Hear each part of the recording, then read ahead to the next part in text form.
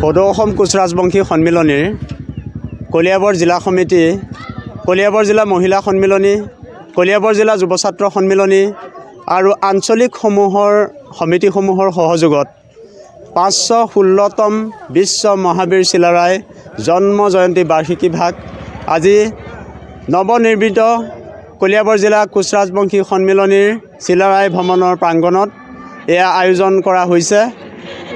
এই অনুষ্ঠানৰ আজি প্ৰথম কাৰ্যসূচী আমি পৰিৱেশ নিকাকৰণ পুৱা 8 বজাত, 8:30 বজাত পতাকা উত্তোলন কাৰ্যসূচী, 9 বজাত বন্তি প্ৰজ্বলন ও মাল্যাৰ্পণ, আমাৰ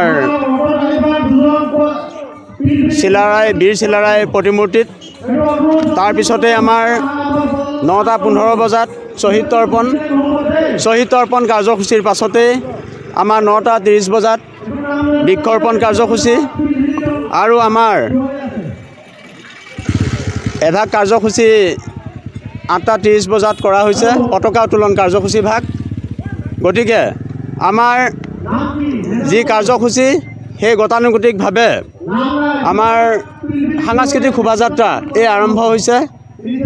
এই সাংস্কৃতিক শোভাযাত্ৰাৰ পাছতেই আমাৰ দুপৰীয়া আহাৰৰ ব্যৱস্থা কৰা হৈছে। সেই আহাৰৰ ব্যৱস্থাৰ পিছতেই আমাৰ মুকলি সভাৰ আয়োজন দিনৰ 1 বজাত কৰা হৈছে। গতিকে ইয়াত আমাৰ সকলো কলিয়াবৰ জিলা সমিতিৰ বিভিন্ন আঞ্চলিক সমিতি তথা আমাৰ ওচৰ চুবুৰীয়া যি জাতি জনগোষ্ঠী সকলো আজি একঠাই হৈছে। বিশ্ব মহাবীৰ চিলাৰায় জন্ম বাৰ্ষিকী উদযাপনৰ বাবে সকলো উঠি পৰি লাগিছে।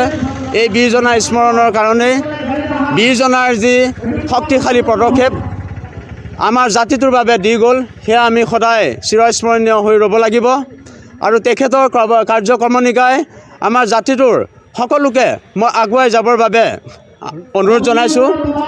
আৰু আমাৰ আজি ইয়াত উপস্থিত সকলো ৰাইজক আমি কলিয়াবৰ জিলা সমিতি তথা আদৰণি সমিতিৰ তৰফৰ পৰা বিশেষ ধন্যবাদ জ্ঞাপন কৰিছোঁ।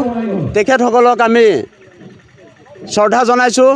আমাৰ কাৰ্যসূচী ভাগ সফল ৰূপায়ণত আৰম্ভণিৰ পৰা বৰ্তমানলৈকে যিসকলে আমাক সহায় সহযোগিতা আগবঢ়াইছে তেখেত